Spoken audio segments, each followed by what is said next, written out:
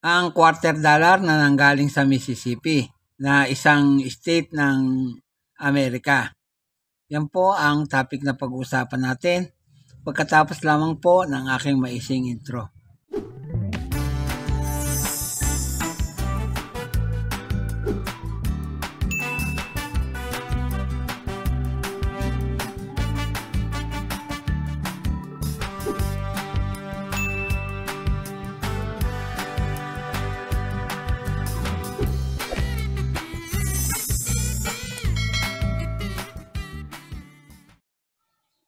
Isang magandang araw po sa inyong lahat, lalo na sa aking mga kabarya, kapwa kolektor, sa lahat ng senior citizen at mga silent viewer, maging sa mga kaibigan natin dyan.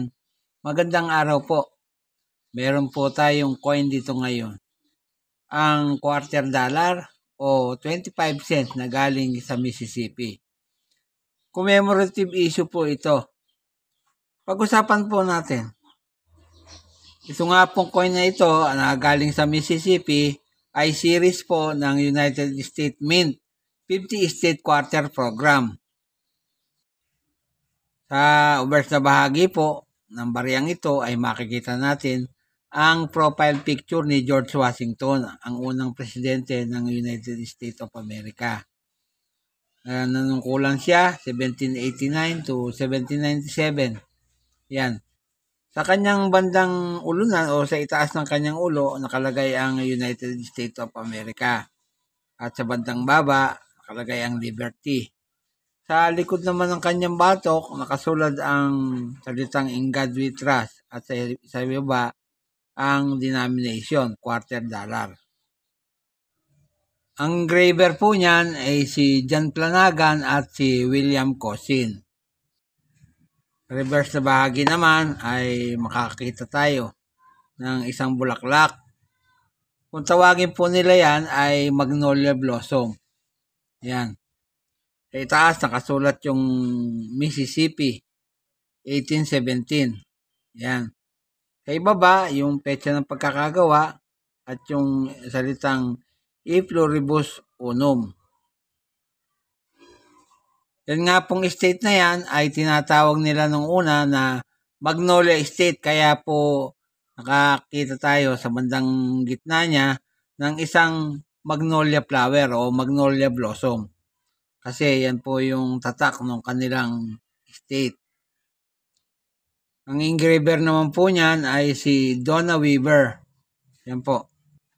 Kung titignan po natin ang edge niya, yan, reeded.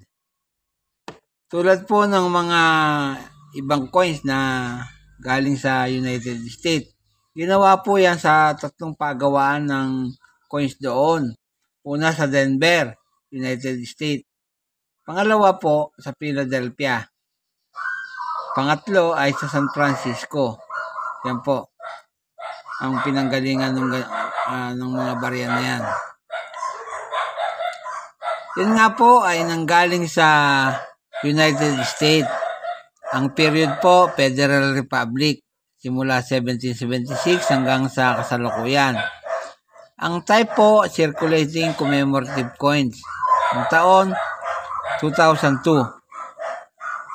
$1/4 o 25 cents o tinatawag na quarter dollar. Ang katambos po niyan sa pera ng Pilipinas ay 14 pesos. Ang currency po nila dollar, simula 1785 hanggang sa kasalukuyan.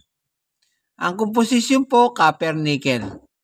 Tumitimbang po ng 5.67 grams at diameter na 26 o 24.26 mm at kapal na 1.75 mm.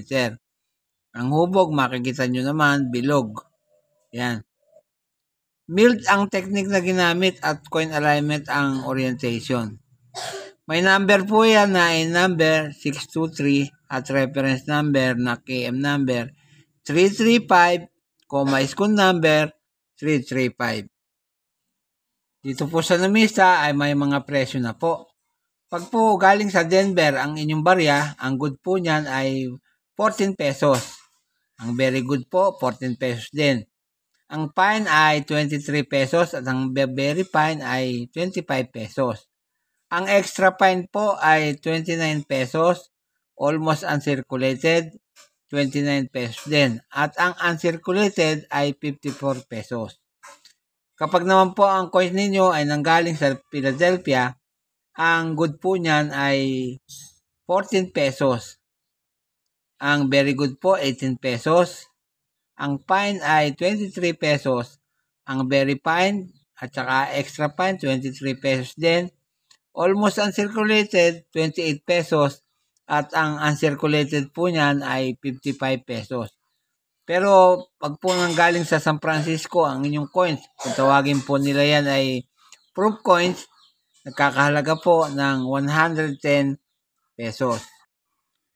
Dito naman po sa eBay, kapag ang inyong barya ay 1 ounce o 1 pint silver ounce. Ayan. 1 ounce fine silver. Nagkakalaga po ng 59 pounds, 0.95. 59.95 pounds. Yan po ang halaga niyan. Dito naman po sa isang eBay, ayan, yung ordinaryong coins na katulad nung nasa harapan natin, nagkakalaga po ng 14 pounds, 0.99 o 14.99 pounds. Yan po lamang at wala nang iba. At gaya po ng dati, bago ako magbukas sa aking content ngayong araw, nais ko munang i-shoutout ang lahat ng aking kabarya. Shoutout po sa inyo, lahat ng aking kapwa kolektor. Shoutout po sa inyo, lahat ng senior citizen at mga silent viewer. Shoutout po sa inyo, maging yung mga kaibigan natin dyan. Shoutout po sa inyo. Lalong-lalo na po, shoutout po sa lahat ng subscriber na unti-unting nadagdag sa akin channel. Shoutout po sa inyong lahat. Walang tigil at walang sawa po ako nagpapasalamat sapagkat lagi kayong nandyan at lagi nakasubaybay sa akin channel. Salamat po sa inyong walang sawang panonood. At sa uli ay masabi kong mabuhay tayong lahat.